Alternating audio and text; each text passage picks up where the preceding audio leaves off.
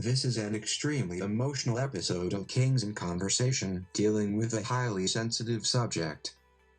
Viewer discretion is advised. And since we were representing black women and power, Right. I said, let me And her get this titties shirt is out. off. That looks good. Oh, Jesus. I'm a titty man. You're a titty man, an ass man. I am down all day. A man's man, a woman's man. I'm pansexual. Right. The only thing I know about pans is personal pans. Pans.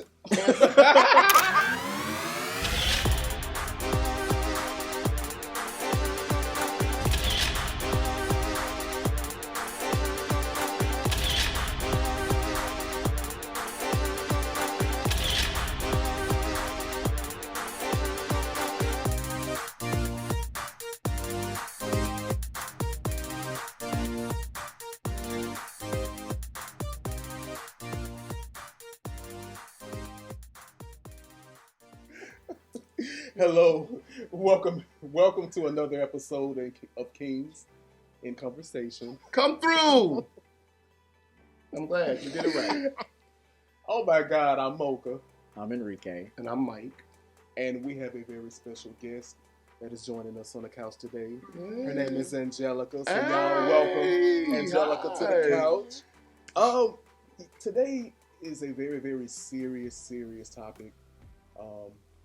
Very serious. We're going to be talking about domestic violence. A lot of people have had to deal with this. Men, women, races, children. And it's something that we've been wanting to talk about for a while. Right.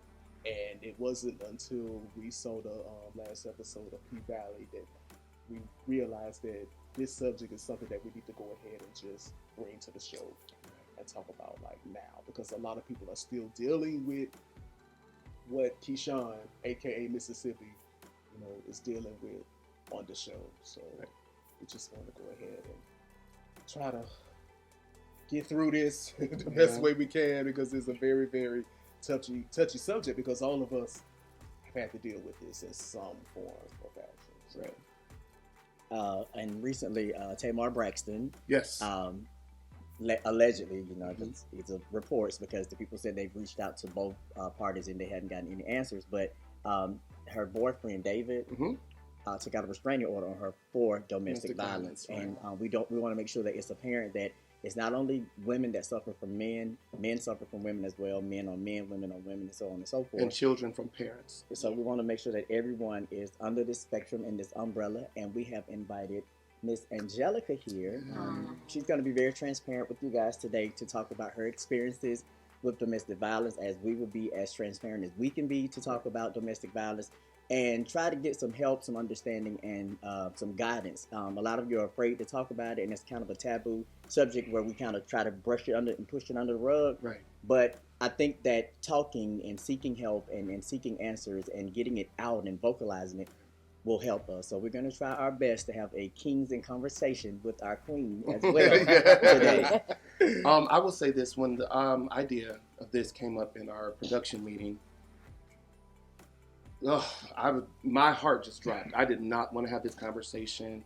I didn't express that during the meeting because I know we have to deal with hard subjects. But I love talking about the housewives and the PValleys, but the fact that Katori Hall is doing such a good job pointing out so many different issues that go on within our community, and then bringing such a twist to it, we kind of had no choice but make a separate episode. So we still have the PValley season finale episode that we reviewed, but we wanted to get that one section about Miss Mississippi, where at the end, when she had an opportunity to be defended against her abuser, and not only that, but she had an opportunity to take his life. She defended her abuser, and so that was a very hard moment for me, because right now I am still protecting all of my abusers. And I have therapy tonight with my therapist, because that's the place that I'm in right now. And as dumb as I thought Mississippi was, for at that moment, I had to look at myself and be like, but you're doing the same thing. So I'll let y'all go ahead and do this, and we'll get through it. I can honestly say that when you're in an abusive relationship, because I've been in one, and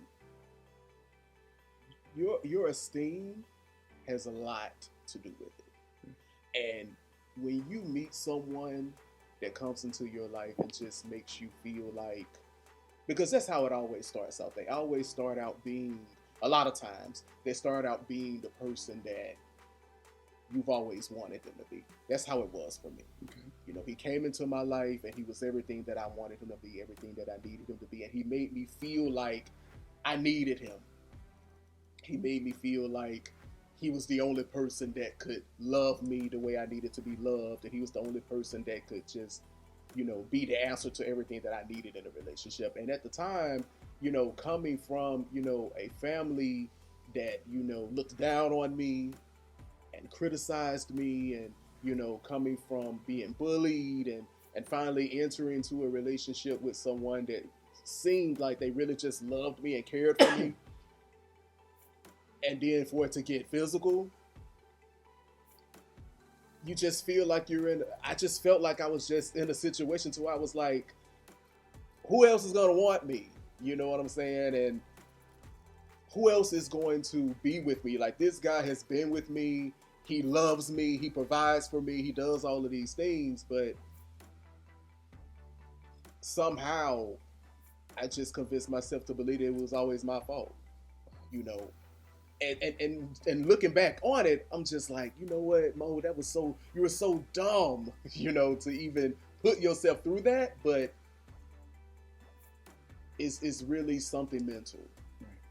Right. And I hate that I never got therapy for it, because it's definitely something mental, right, to where you will stay there and continue, right, to allow this person to abuse you. Right. You know, it's definitely something mental. And I just feel that if I would have never ran, because I had to run. Like, you literally had to leave. Yeah, I had to. He thought I was at work. And you had to leave while he was at work. Yeah, he thought I was he was at work and he thought I was going to work. But what I did was I snuck to the Greyhound, you know, with just a small bag. Because the first time I tried to leave in the car, he found out and he got behind me and he tried to run me off the interstate. And he told me, he was like, if you don't come back with me, I'm going to kill you. And I knew that he would try to kill me because of all of the other incidents that we had in the past. I knew that if I didn't go back with this guy, he was gonna kill me. He was gonna literally run me off the interstate, or I was gonna have a bad, accident. And that was the reason why I ran, because I felt like that man was gonna kill me. So you had to sneak in. Yeah. What was your story? Well, my story isn't has to be. I have like two stories. One is growing up in a domestic violence home. Right. My stepfather physically assaulted my mom constantly when I was younger, and it's strange because at that time, being that young, I thought it was all right. Right. And the second part of that is me allowing a younger guy when I was, because I'm young and gay, light-skinned guy, curly hair, pretty eyes. And that makes a difference. I have a low self-esteem. Right. He wants me. I got to deal with it. And it's happening at home, so it's normal. Right. It's not like, he's showing me he loved me. Right. When he pushed my head into that locker, he loved me. So I was, I wouldn't call it dumb, though. I wouldn't agree with the word dumb. I'm going more with unaware. Because sometimes we block out things, so it keeps us from being aware of the situation. So it's not necessarily dumb. It's just not attentive enough to that aspect.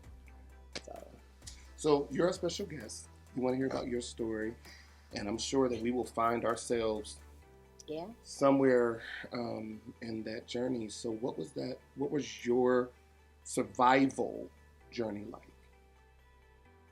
I don't know where to start. Okay, so because it was a lot. okay, And let's say it was completely a lot. It was, I'm gonna say 3 years ago, a little bit before that. So this would be my first situation that I was ever in. So I was literally one of those girls that was like, girl, if somebody did that to me, I'ma do ABC, this, that, and the third. And when you actually get into that, it was like, okay, so really what do you do? You know? So, you know how everybody says like, oh, they show you they love you, or they show you that. It wasn't necessarily like he showed me that he loved me. In so many ways he would say it. So, you know, show me better than you can tell me was completely the opposite. He showed me signs that, okay, it was coming. So, like, when we first started... The abuse was coming. Yes. Okay. So, it started actually verbally. You know, you would say something to a person, but, you know, you have that strong mentality in your head, like, whatever. You brush it off, you don't speak, and then he comes back to you like, oh, I care about you. Can you give us an example of the verbal abuse, how it started? Can I curse? Yes. Okay. So, I just wanted to make sure. Yeah. So, you know, in the beginning, like, you know, oh, you a hoe, you this, you that. Because, you know, of course, where we worked, it was like a high school, completely like a high school. Right. Everybody knew everybody's business. One person would tell everybody's business. Right. Let's say it like that. But was everything absolutely true that you knew? So, he would say things like, oh, you a hoe, you this, you that. But, of course, I wouldn't let that. In anger. Yeah, he would say it in anger, but more so say it as in, oh, you know, like, oh, she a hoe, you know, I don't mess with her, whatever. But in the beginning, like I said, because I was married at the time, and that's a whole nother story. Right. So I was married at the time, so I didn't think anything of it. But he was one of those, so let me talk to you, see what you're about, you know? And I'm just like, boy, leave me alone. I don't have time to be playing with you. You know, and at the time I had 2 kids already, 2 boys. So, you know, I was like, you know what? You bothering me. Let me just see what this is about. So it went from that to, oh, I'm going to stop talking to you. You know, stop talking to you for weeks. I was like, that ain't fazed me anyway, because I didn't want to be bothered. Right. So it kept going. So then he told me in a sense like, oh, I'm going to be with you. And I'm just like, whatever. So we actually got together. And let me fast forward to me being pregnant. By him? By him, okay. Yes. I found out I was pregnant. So he's already shown you dysfunctional behavior. He's already shown me dysfunctional behavior. Right. And I got pregnant. Never met any of his family or anything. I met them when I found out I was pregnant. Because he was like, hey, you know, you say you pregnant. Let me prove to me you pregnant. I was like, I don't know how to prove to you that I'm pregnant. I just peed on a test. Right. How else can I prove to you? Exactly. So it's, he had his aunt call me. Go to the clinic. You know, go to the little clinic and they'll give you a paper telling you you're pregnant. I was like, oh. So the whole family's dysfunctional. We're going to get there. We're going to get there. So go to the clinic, take the test. The lady's like, oh, I literally remember these words. What's so funny? I was like, I'm here to take a pregnancy test. She's like, oh, if you don't pass, it's $8 if it's free. I mean, if you pass the test, we're going to sign you up for all your stuff. Right. So I said, okay, cool. So, you know, didn't tell my mom. Nervous to tell her. I was scared to tell her every pregnancy. I was scared to tell her. Right. So, especially by this person, I definitely didn't want to tell her. So, in the back of my mind, I'm like, I'm pregnant. I'm still married. What am I going to do? So, you know, turn around. Time going by. Show the proof that I'm pregnant. So, I have that situation taken care of. And then now the family's like, oh, she's pregnant. Oh, I hope you're not like the other girl that said you was pregnant, but you're not. You know, so I'm like, okay. So then there's this one situation where I guess I got sick. I had the flu. I had 101 fever. So did my son. I'm still going to work because he could tell you I worked all my pregnancies until the very end. I knew I was having a C-section, so there was no need for me to stop. Right. You know, like I was literally serving tables, cooking, and doing everything in that restaurant. Right. So go to work one morning. Not thinking nothing, got my headphones on, I'm paying attention, and he in the back. So I hear him in a conversation, don't come over here anymore, whatever. So I'm like, you know, I don't got time for this. I'm trying to work. So he runs in my face. Didn't I tell you don't come over here, whatever. So I'm like, I'm not doing this with you. you know, you can feel how you want to feel. So my cousin, who's also pregnant at the time, she comes over and she kind of like diffuses the situation. So he's yelling, and while she's pregnant, she pushes him. So he gets mad, he's upset, he's doing all his yelling and screaming. And my boss comes out, try to break up the fight. He takes a boiling pot of hot water and pushes it towards me and my boss. So we were like, wait. I'm like, I'm not about to work with him like that. You know, so I'm like, either me or him. So they send him home. Oh, so he worked with you? Yeah, yes. They all work together. We all work together. No, I'm talking about you and the abuser. Me and the abuser used to work together, yes. Workers. So in that process, you know, it was a situation where one person was at the door and he was trying to get in. And he literally grabbed me by the back of my jacket and kind of yanked me back. And he was like, you can't do that because she's pregnant. You know that. Come on.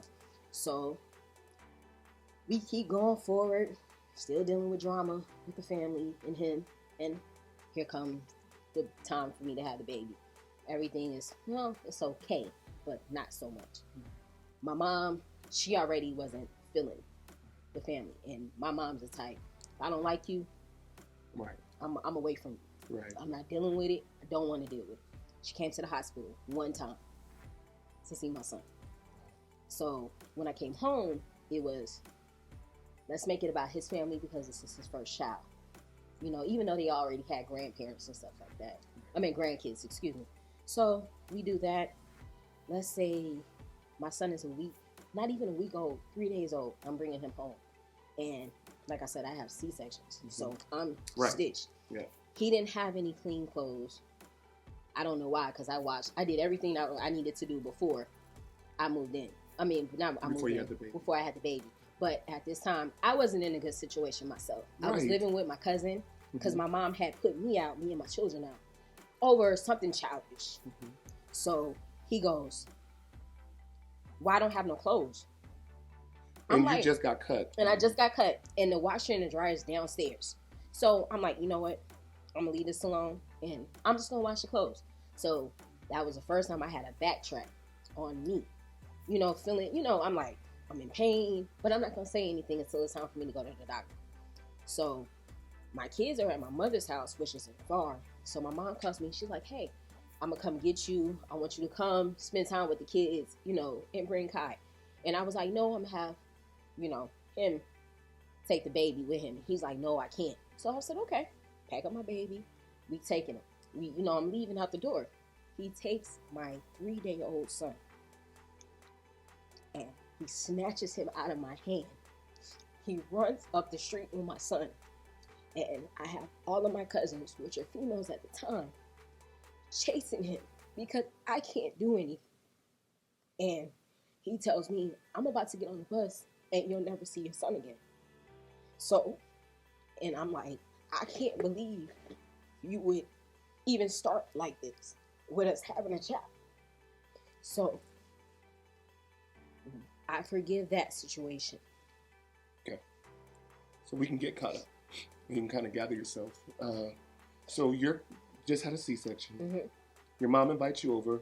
You were going to leave the baby with him so he could spend some time with the baby. Right.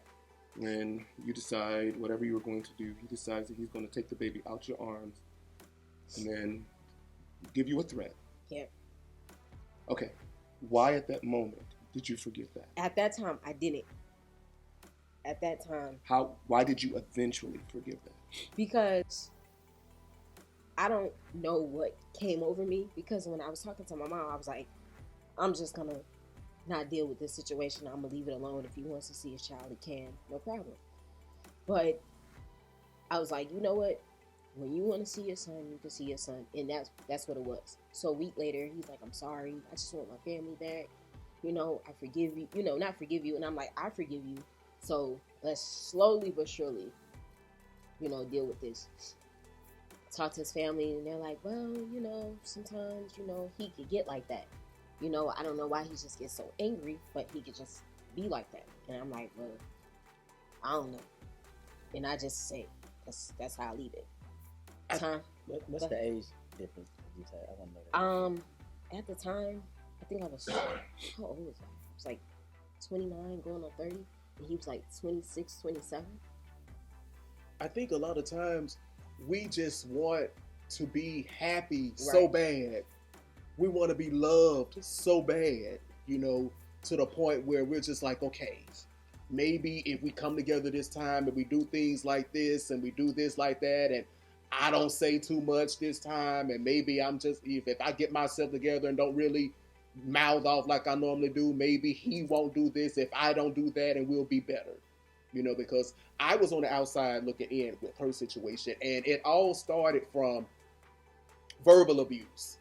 You know, saying mean and hateful things, saying things that are disrespectful to a woman who is waiting on you hand and foot, pregnant with your child, working, not taking any government assistance, working hard every day. It started from verbal abuse, and I watched it grow from verbal to domestic, because a lot of times, because that's how it started with me, calling me names, saying horrible things to me, telling me how I'm a hoe and won't nobody else want me, and I'm ugly, and I'm this, and I'm that. And when you are in love with someone and they are saying things like that to you, a part of you believes it. A part of you catches on to that and think that, okay, maybe there's some truth to this. Maybe I am ugly. Maybe I am lucky that he wants to be with me.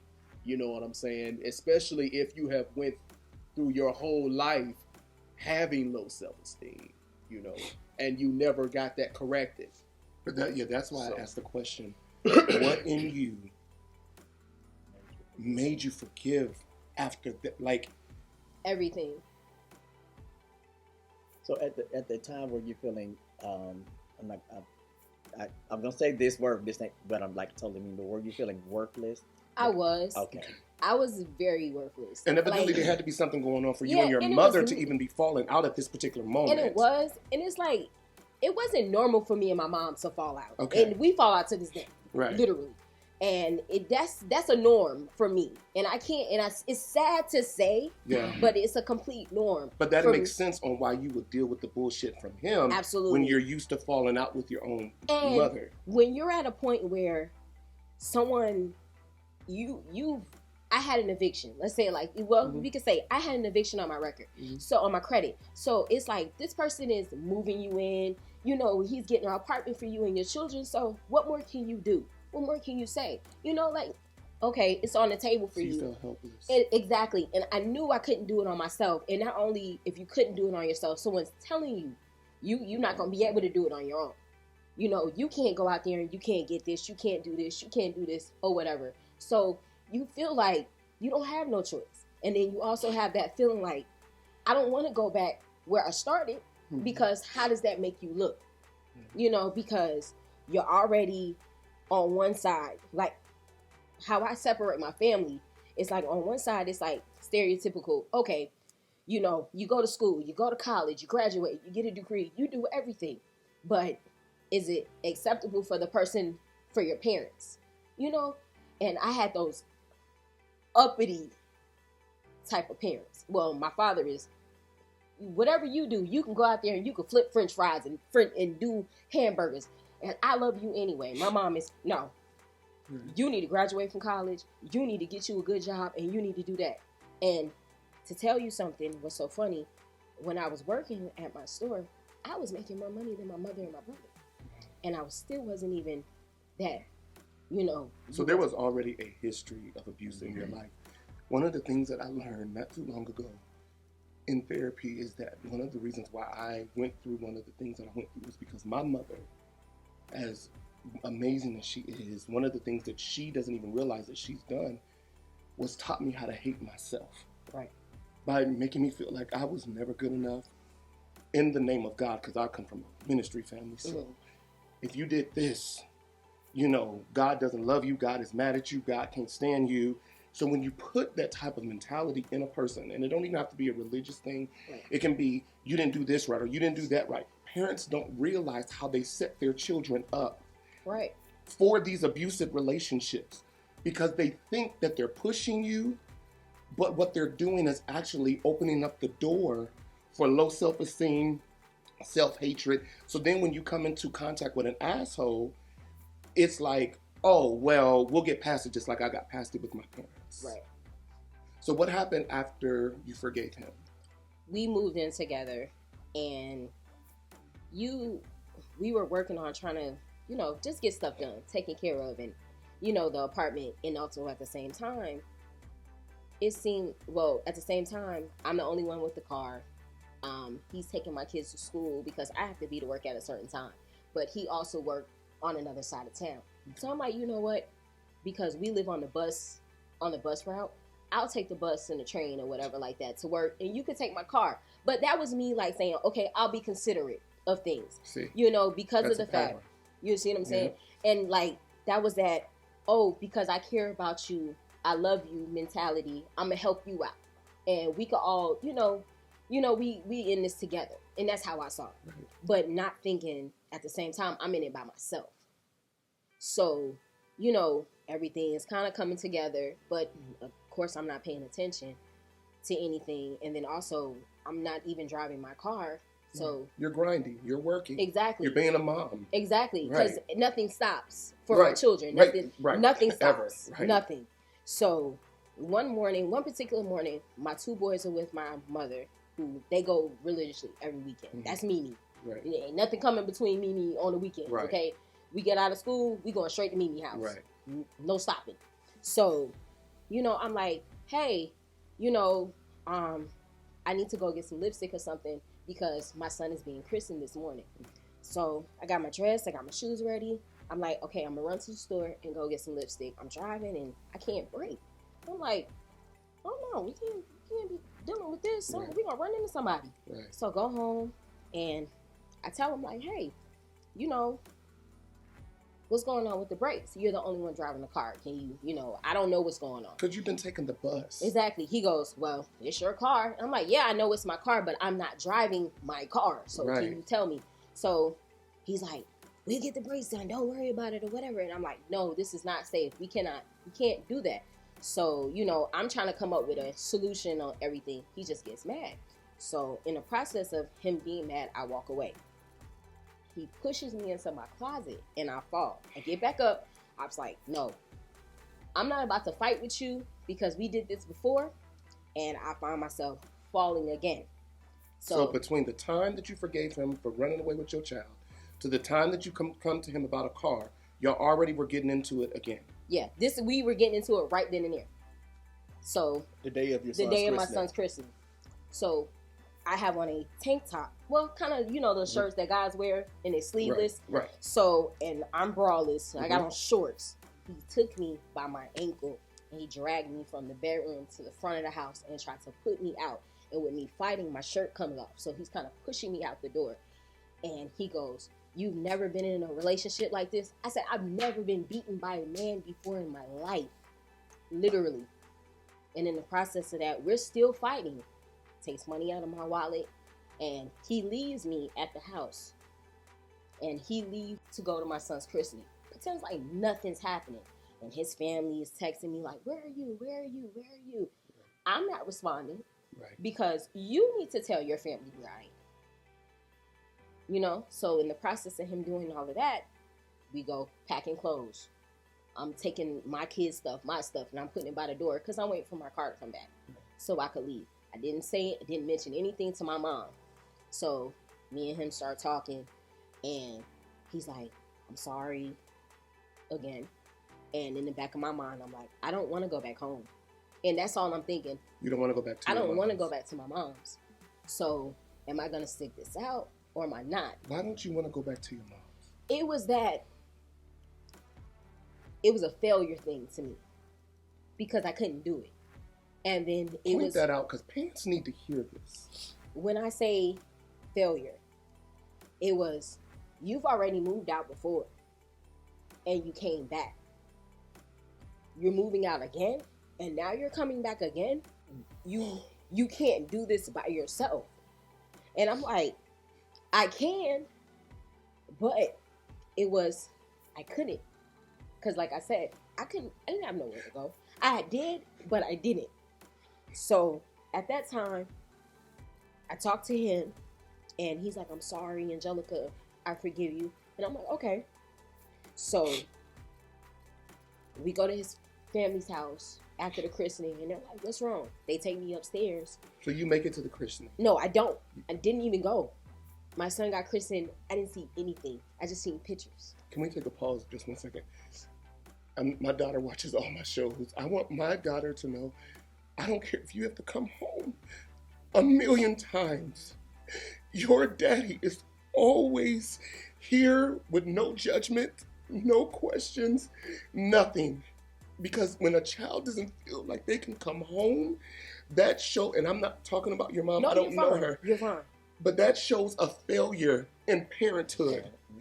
What child cannot be able to come home to their family? Like, that should have been your first thought. But it may have been your safe haven. But another thing for me was, my mom has always been a single parent for 2 kids. I've always, my thing was, you make your mother proud. I've watched my mom walk early in the morning to go to work. My mom was always my inspiration. I didn't want to be a single parent, no. But my mother was my inspiration for me to always want to work hard, get things done. And that's what I did. But I didn't want to be by myself because at the time I didn't know how to be alone. And this person is somewhat not showing me affection, right, but in a good and a bad way. Right. I didn't want to get rid of that. I didn't know how to tell my mom. So that goes to him abusing my kids. And they would tell my mom, but they wouldn't tell me. And that hurt me because my kids. Right. Right. Right. No, I get it. My children couldn't come to me, right, because I'm all they had. Right. And forgive me, but no, you're fine. My oldest son is my baby. Just like all my children are my baby. Right, right. But my son is my oldest son. Right. It's a connection between me and him. Right. Me and my mom have that same connection. You can never take away from anybody. Right. And for me to go to him and say, what happened? He couldn't tell me. He would tell my brother and my mom. And my mom would, she would say stuff and she would jump on me about it. And I'm like, Mommy, I don't know what you're talking about. Because I was scared to tell my mom. I was scared to tell my brother. And these are the only people literally close to me, other than my sisters in New York. Nobody knew what I was going through. Nobody. I would go to work and pretend like everything was okay. And I would work like there was nothing wrong with me. I would have scratches on me. I would have bruises on me. And they would ask me, what happened to you? And I'm like, nothing. It's okay. And I was just covering it up. I didn't have anybody I could physically go to and talk to because everybody received me as this person. I was strong. I was this person that couldn't, I always made sure everything was taken care of. So it got to which is too much pressure for one person. And it got to the first time, because this happened more than once. I will say that. It got to the point where my mom, my brother, my mom and my family, they would go to South Carolina and visit my brother in South Carolina. He would cook, he would do everything. So everybody, I knew where they were going. And my mom was like, watch the dogs or whatever. Watch the dogs. And I was like, okay, but this was going to be I'm leaving. My escape. So you were trying to escape this exactly. guy. Okay. So go to the house or whatever. And it's time. Thank you. Mm-hmm. I go home and I'm starting to pack my stuff. So I let him keep the car. I wasn't thinking about the car. I just wanted to get away and leave. So I get there and he says something in a sense like, what did he say? He was like, where are you going? I'm like, I'm going to my mom's house. I'm going to, go house sit and babysit, sit with the dogs or whatever like that, let them out. And I'm going to go to sleep. And I'll just get up in the morning and go there or go straight from work. Oh, can I go with you? My mom, I was like, no. My mom don't want anybody in her house, especially when she not home. Right. And I'm not doing it. Your mom know me. I'm like, no. My mom don't want nobody in her house. I don't care. I was 7 And my mom used to be like, you remember how when you were little and your mom used to keep don't bring nobody in my house. Right. I don't care if it's your grandmother. You better not let them in your house. Right. So I was like, no. But me and my mom was starting to get back on good terms again. Right. So I didn't do it.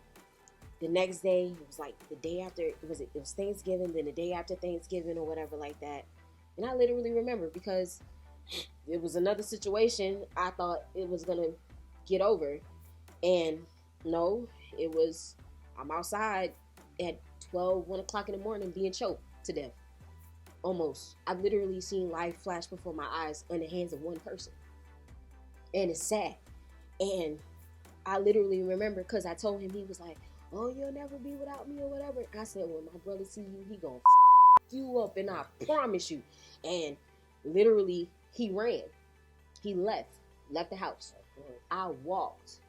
And you probably know exactly what I'm talking about. Glenwood to South Harrison. Thinking, like, I gotta get away. I gotta figure this out. So, you know, like I said, we work at a high school. And then that's when everything started coming out more so. So, get us to the point where the twins are born now. Remember when you guys were like, oh, you guys, you stupid. You went back and you wasn't supposed to? Well, the twins was already there. I didn't even know until February that the twins were there. That you were pregnant. I was pregnant. Oh, you didn't even know. I was pregnant with twins and didn't even know that I was pregnant with twins when I was going through all of this. So how many children do you have? I have 5. Okay. And I'm not by him? No, 3. 3, okay. I have a boy and two twins. Well, a twin. Well, it's a set of twins. Right. A boy and a girl. Lord. Who are innocent, beautiful, and wonderful. Exactly. Right? And those are my babies too. Right. So, our babies. Sorry. Yeah. I'm sorry. Right. I'm sorry. Our babies. Your God dad. Our babies. Right. He was there. Right. Literally through everything. So, around that time, I wasn't even there. Like, I was getting myself back together. I was happy and, you know, everything. What was your breaking point? What made you say, this time, I'm leaving, this is it, I'm done with it? Because you're not with him anymore. No, I'm not. No, not at all. I don't think how did you break away? That's what these people need to know. Like, I broke away because everything that was going on. And I had to understand it took the car to be taken away from me and for me to be pregnant, to be getting on a bus and to work and to do everything that I had to do. So, I don't care. We got some little ratchet people over here anyway. So, you know how when you do your taxes, right? And they're like, girl, we could get you that advance or whatever like that. We've all done that. I did. They haven't, I have. Listen, I did that. Right. And with that, I went to Drive Time. Mm-hmm. And I got me a car. And I still have that car to this day. Wow. And I told him like this. I said, you can't even move my car to the mailbox. Because you've been in too many accidents in my car. What was the span of time y'all were together?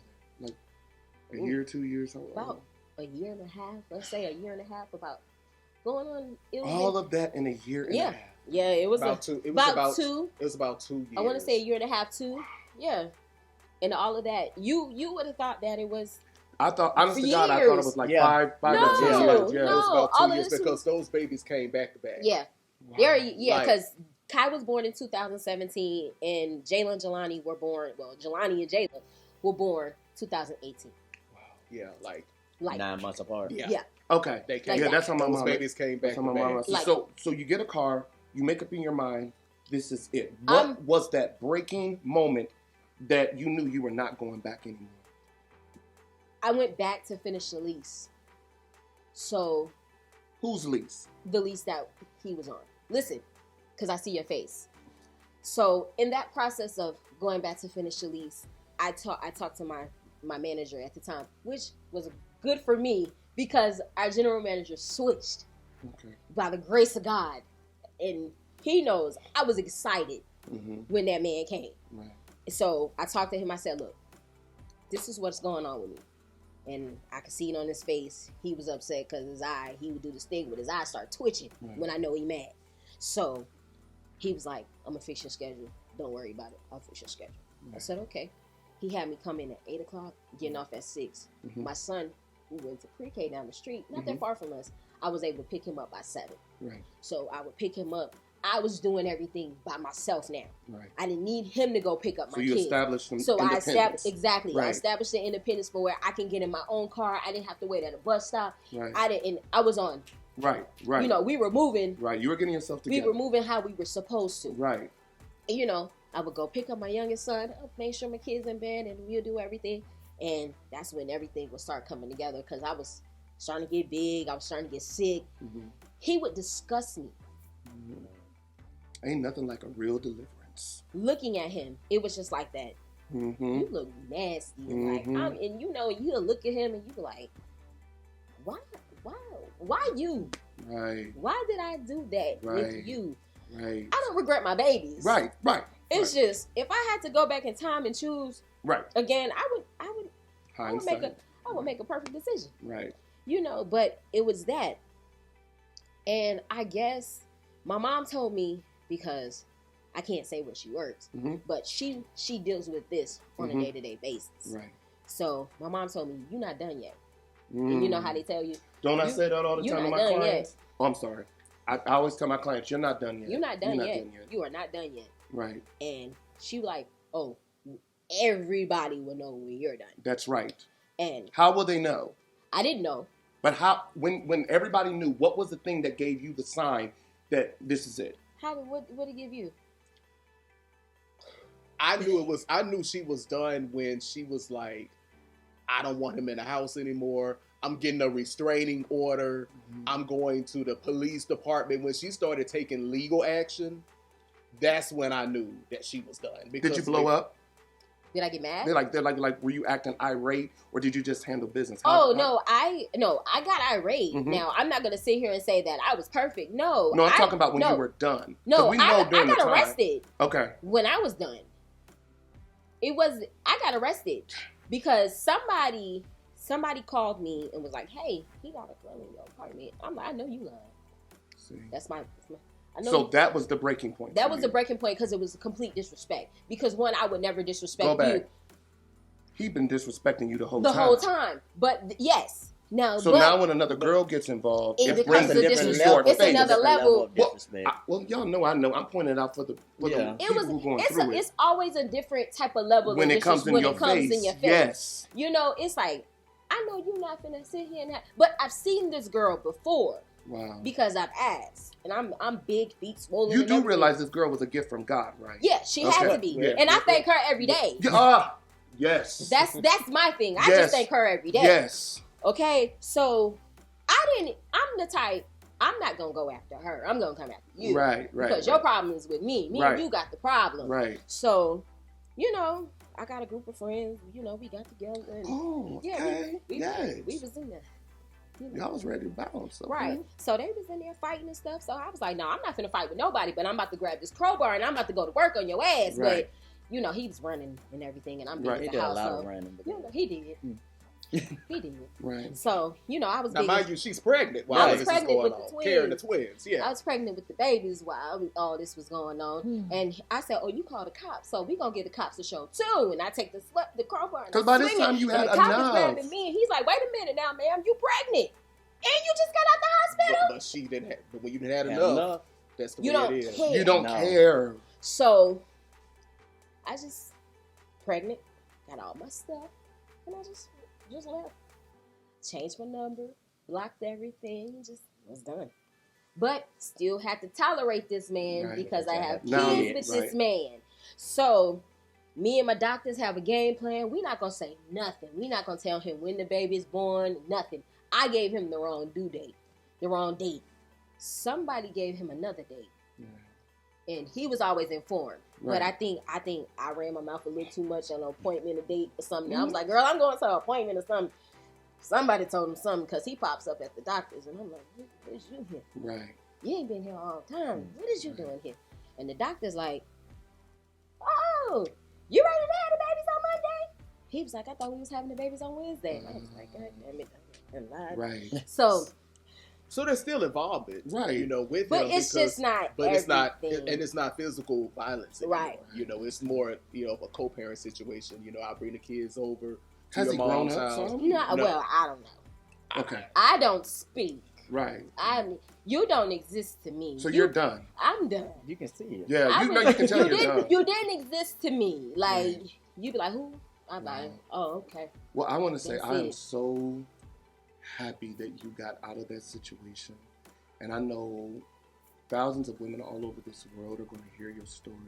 And you're going to give hope to a lot of people. Because the truth of the matter is that could have went left. Completely. It has. Because she ain't told everything. No. Right. She had to kind of condense this. Yeah. You So know, we need to do a part. so she haven't told everything. He put her through a lot. But in to those go 2.5 through years. that in 2 years. Yeah. To And go wait, through wait, it in wait. 2 years, but still. How much did you go through within the first 90 days? You remember when I was telling, remember the first story I told you about with the pot of hot water? That was the 90 days. No. That was- How many days within that 90 days did that happen? How many things within the You mean how many things? Like, But then those though, 3 it months. was just a verbal. It was just verbal. How long did it take him to start being verbal? A week? a 2 week, weeks? about a couple weeks. I asked that question A couple because weeks. I treat every relationship like a job. You got Right. 90 days. That's your trial period. Mhm. And we're going to hope you're going to make it through the 90 days. But Right. if you're showing me things before those 90 days, then I'm not even trying to venture down that road with you. Right, right. So But red I do- flags were I there. do know that from your story, it's probably your story as well, and the stories that I know from other people who've gone through it, is always somebody who tries to get with you where your mind is telling you not to do it, but And you it was, still and do it was literally that. Mhm. It was It's always literally, that. don't do it. And how many times? It was so many times. And you were already going through your own situation at that time because you were already married. So you were already dealing with your own dramas on this Right. end. And that's how many times abusers work. Absolutely. My story is not like you all when it comes to like having someone beat on me in a relationship. I've gone through that, but that wasn't where my abuse started. My abuse started within my home. I had a stepfather who was extremely abusive as well. And for 12 years, this no lie, he beat my ass for 12 years. And we don't even have the time to go into that. And because my family never believed in therapy. We never believed in getting help.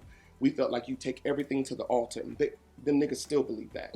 When I tell them I go to therapy, I told my mom I was going to therapy today. She said, "Child, all you need to do is pray." And I'm like, "Girl, you the one I'm going to therapy about." But they don't believe that. So I never got those issues taken care of until I became older. And when you've gone through things for years, and regardless how much love my mom showed me, she Right. was still abusive. Right. The fact that you let some man who's not my dad Put their hands on me. put their hands on me, literally, I've had plastic surgery on my face because he ripped my skin out my face. He threw me through a 2-story window. He dragged me down two flights of stairs where my head hit every stair. I come from a very abusive background. Oh my God. So for years, and people don't know this, Right. because we hid it because he was a deacon. My uncle, Wow. who was the pastor, did not come to my rescue. Like, if I can't even imagine my niece or my nephew coming to me and saying, "Uncle, somebody done this to me and I not killed them." Like that is so far-fetched. How do you not kill the person who's destroying your nephew? But my family didn't do that because they wanted to protect the church more than they wanted to protect me. So for years, I dealt with this for years, and I never got it taken care of. But I'm going to tell you, because I didn't get it taken care of, You still going through it today. well, I'm still in pain, and I'm still in therapy from it. But I realized that now I have triggers. Yeah. Yeah. Mm. Yeah. Yeah, Wow. you're right. I have triggers, and I'm just going to be 100% honest. Y'all know I strive to be a man of integrity and transparency, to where now the behavior that I grew up in caused me to exemplify those behaviors in my relationship. So if y'all know me, y'all know I can take a whole lot. But once I get triggered, that's like I turn into someone completely, y'all be like, "Oh my God." And then I go from being the victim to then being the abuser.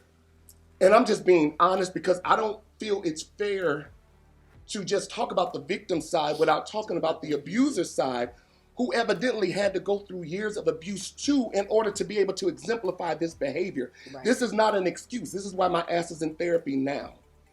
And in a relationship that you all may know of or whatever, for me, when a relationship gets violent, I'm done. Once I'm triggered and I pop off, I'm done. And I remember I was in a relationship and this person was talking to me so bad. And I'm not, because that's how my stepdad used to do me. I can't do that. I can't be talked to like I'm a piece of dirt or a dog. You can't do all this to me and all this and all it. I can't handle that. And I'm just being vulnerable and being honest. And I asked this person, I said, please don't talk to me like that. I was calm, sitting over in the corner, please don't talk to me like that. I know you're upset. Please don't talk. But in their mind, they didn't think they were talking to me any type of way. They were just being themselves. And before I knew it, they did it a third time. And I literally jumped up and jacked them up against the wall. Then just blacked out, just went out of my mind because I did not finish dealing with the abuse that I went through. And I literally drugged them from one side of the house to the other. I never fought them, I never punched them, I never kicked them, never did any of that. But this is the shit that happens when you don't take care of stuff. Right. When you're raised in environments where you have been abused, you think that this thing is okay, or you know it's not okay, but you can't help being triggered. And this is how it ended. The person picked up a pipe. Seriously. After us tussling back and forth, me going, they're trying to get away, me shutting the door, me arguing, they're going crazy, and I take full responsibility. I don't put shit on them. They picked up a pipe, and I told them, I said, if you hit me with that pipe, you are going to die tonight. And they ended up hitting me with that pipe, and that was the greatest thing that could have ever happened, because it busted my head open, but it caused me to wake up. So I would be wrong to sit here and be like, oh, I've been the victim. Yeah, I've been the victim, but I've also been the one who did the abusing too. Right. Because I can't say I'm perfect. And that's the problem. Yeah, that's the problem. Yeah, you can't say you're perfect. I'm so touched by your story because that's what happened with me. Yeah. I went into other relationships being the abuser. Yeah. And I couldn't even have disagreements with people without jumping on them and beating their ass. See? You know what I'm saying? You know why? Because you never dealt with what you went through. Yes. And I'm telling you, me and this person don't even talk to this day. I have nothing but love and respect for them. But I'm so glad that they did the right thing. When my family found out what happened, they were like, well, what did so-and-so do? Or, what happened? And I told them, my mom, she said this right. She said, when people are afraid, they will do anything. Yeah. And I'm 6'3", they 5'6", and here this big ass nigga. When they feel like feeling like I'm over you, they're afraid. And I had to go to the hospital and I had to get stitches in my head. When they hear this, they're gonna know who I'm talking about. I had to get stitches in my head, and God spoke to me at that moment when I was in the hospital, bleeding and all. God said, how bad is it going to have to get before you deal with the shit that didn't happen to you? Yeah.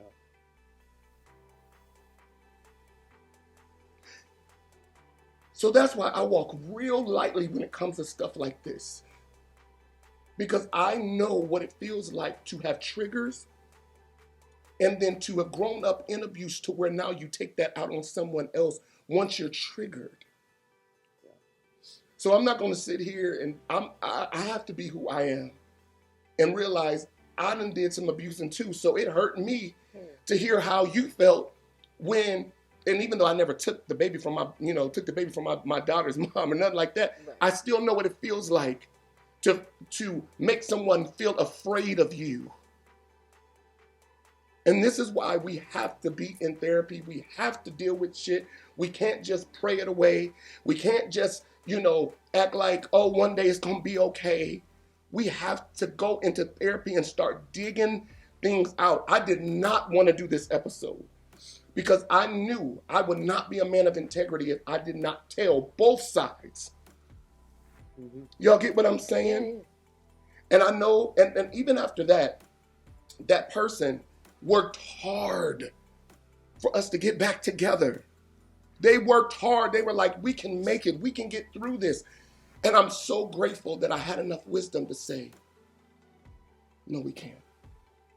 There's no, because they would have taken me back. Yeah.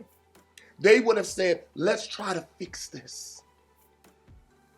And I'm so grateful that I had enough wisdom to say, you know what? No, we can't do that. Yeah. And I got myself into therapy, and I have been in therapy working hard because I have to be able to dig out what my stepdad done to me so that I don't continue those behaviors now. So now, with me and my therapist, and y'all heard me say this before, the moment things get this hype, what I tell y'all I do, I check out. I don't even give it a time. I can't talk if it's about to get that way. I don't put myself in those predicaments. Yeah. But a lot of men don't have that resource. Right. I've been to school. I'm a certified counselor, so I know what to do. But a lot of people, and this is no in defense of the behavior that your baby daddy did. Absolutely. He need to get his ass in therapy too. And if you watch this, take your ass to therapy. But at the end of the day, if I can be a man and admit what I've done in order to heal, others have to be able to admit what they've done. And so that's why I appreciate you coming on this show. Oh, you're welcome. Giving us an opportunity to take that one segment of PValley that I thought was so life-changing and bring it out in a real life story. You never deserved the abuse. Look at me, that you went through. I appreciate that. And I know I'm not your baby daddy. But you cute, but you do look like the girls I used to date. Me too. But listen, but from the bottom of my heart, I am so sorry that you went through that. I appreciate that. I really do. Because so sorry. Sometimes people don't understand when, like I said before, when you're in that situation, you never know what you'll do. Right. And some females, sometimes you have to honestly stop and think about what you're saying before you say it. Right. Because you will, I don't want to say you will, I would never put this on my enemy. Right. I would never put abuse on my enemy. Right. I don't know what any female out there is going through. Right. But males. And males as well. Absolutely. Males, children, anything. Yes. Because like I said, I went through it. My children went through it. Right. So I take this as a lesson for myself. Yes. I really did. I took it as a complete lesson for things that I would never tolerate again. Awesome. I would never tolerate that again. Awesome. 1, 2, my children. I would never bring a person around my children if you're not authentic. Yes. You have to be authentic. Yes. I don't allow anyone, like the person, and I will say this, the person that I'm with now, I adore. And when I say I adore, no repeat behavior. No repeat. Because now that I know you, I will kick his ass. When I say none, I say none. And this person is completely, and I don't know why, but this person is completely younger than me. Mm-hmm. And I'm saying 10 years younger than me. But total opposite. Complete opposite. And I have my ways, of course. Mm-hmm. I have my... so you're working on you. Yes, I am. What are you doing to work on you? I watch what I say. Because, yes, we all have those trigger points. Mm-hmm. But then I'm also that New Yorker still that will just fly off of the handle and just pop off on say stuff. So when you pop off now, what do you do to correct that? Before it gets too far? You know what? In all honesty, now... I don't even try to get to that point with people. See, that's right. Where I don't do that because I'm so used to. Well, I don't even want to say used to because that's a bad habit. It's a bad habit to form, and I say this to my kids too. When if I walk towards my child and I see my child do like that, I'm like, do not do that. Do not do that. I am not here to hurt you. I will never hurt you. I can't hurt you. You know, yes, you've done something wrong. And yes, there will be a repercussion behind you doing something wrong. Right. But I don't ever want you to flinch. And do not fear me. Yeah. I'm the person, you know, I give it to my mom. I give complete respect to my mother and completely to my brother. Mm-hmm. Because if it wasn't for my brother was working a 12-hour shift in South Carolina. My brother is a state cop in South Carolina. Mm-hmm. My brother drove all the way from South Carolina to Georgia. Right. When he knew you were done? When he knew I was done. Exactly, because we don't step in until we know that you're done. No, he stepped in before when I wasn't done. Okay, and what happened? But he got to the point where my brother got tired of me. Okay? Mm. My brother was like, no. My mom was like, why is she there? My brother was like, leave her alone. That's right. Leave her alone. Till you get done. Till she done. That's right. Don't say nothing to her. Hey, bro. Leave her alone. That's Leave right. her alone. That's right. And if it wasn't, and my brother to this day, my brother is one of those real old soul kind of guys. Mm-hmm. You know, he talked to my son, hey, boy, what you doing, boy? Right. You know, that's how he talked, but you know, he's a very complete, very old soul. Right. And I respect my brother to this day because of my brother being who he is. Exactly. And I went to my brother and I talked to my brother and I was like, thank you. Mm-hmm. He was like, don't thank me. Mm-hmm. I'm doing what I'm supposed to do. Right. But now if you go back, you're on your own. Down. And I ain't coming back. Down. You know, because at the end of the day, we risking lives. Exactly. And I ain't You know the doctor told me when I was in the hospital? The doctor said if you would have gotten hit a little bit harder, it would have caused your brain to hemorrhage. I could have been dead off of nothing. An argument that didn't even make sense. And then once me and that person was in therapy and we kind of like talked and we did our apologies, the conversation came down to absolutely stupidity. Like, why were we even arguing there was nothing even to argue about. Right. But you see what I'm talking about when you don't heal things. But do you forgive? Yes. Yes, I want. You know why? Because I was dead ass wrong. Right. I was dead. Now, I was not wrong for the argument because we discovered I was telling the truth. But that's my trigger. Right. I hate to tell the truth and not be believed. Oh, yeah. Baby, you want to take me to another? Well, please don't take me there. But when I'm, you get defensive. You get very defensive. Because if I know that I could have lied and made this okay, but then I told you the truth, and then now you don't believe me, and that's what happened. And they know I love them. They know how I feel, and they moved on. I'm in a wonderful situation. But they apologized and said, I wish I would have had the strength to believe you. And I'm like, we were literally arguing for nothing. That's how it be. Yeah. I could have lost my life. For nothing. Stupid. Blood running out of my head. Me holding the towel up, being rushed to the hospital, blood all in the towel. The towel was so soaked with blood, they literally had to carry the towel like this. Over nothing. And that is the reason why when we have conversations like this, we have to be honest all the way around. What is it that I need to do to stop triggering these behaviors in my life? Who do I need to forgive? And I'm going to be honest, I'm still working on forgiving my stepfather. And I'm working on forgiving my mother. Because there's no way nobody would ever be able to put their hands on my daughter and live to see the next day. I know that's right. And I'm just being honest. If you ever hear about me being in prison or dead, it's because I killed the person that put their hands. You will never touch my child. You touch my grandson, I'm going to kill you. And that's just honest. Y'all can record this, put it out there. Y'all will already know, do not put your hands on my kids. That's facts. That's right. Period. And for someone to allow that to happen to me for years, we're still working through that. Why do you think that happens? Because I know a lot of parents you want to know the truth? Like that. You want to know the truth? Church. You want to know what my pastor said to my mother? submit to your husband. That religion. Spoke in tongues, shouted around church, but I was dying directing the choir. I was dying leading praise and worship. I was dying teaching Sunday school. But nobody cared about that. All they cared about was their deacon. So we need to wrap this up. I'm done.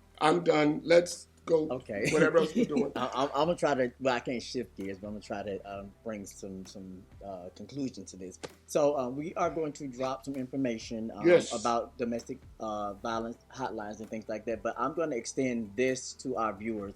The three of us put ourselves in position to be kings. We put ourselves in positions to help and aid people. Right. You can reach out to either of us individually if you just want to sit on the phone and talk, meet up to have a venting intervention, go out to eat just so you can get something off your chest. You can hit either one of us up or all three of us can come without judgment. Right. Everybody needs somebody to talk to. Right.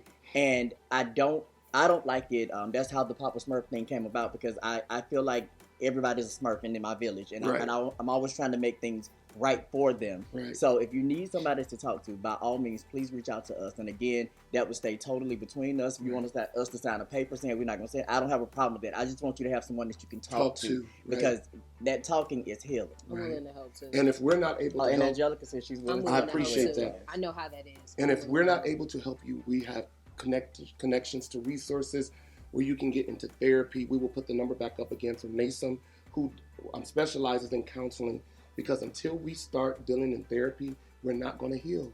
Cycles will not be broken until we get into therapy and start dealing with our own truths and all of that. Thank you. You're welcome. I Thank you needed for this. having me. I appreciate it. I needed this. You made me cry, but thank you. But your makeup didn't mess up. You Oh, Okay, right, good, you look good, good. good, You look good. This is why my ass is going to therapy tonight. I knew we were doing this segment. I called my therapist, was like, please, let's be ready. Down. Because I'm determined to be a better man. I mean, it's more than just to have a title of a king if you're not going to do the king shit that you need to do. That's it. Right? That's it. So, everybody, thank you again for watching this episode. We hope that you enjoyed it. And woo, this was heavy. Please make sure that you like, share, subscribe. We know we're going to have a whole bunch of comments. I knew he was like that. Yeah, you knew it. So what? Like I give a I mean, seriously.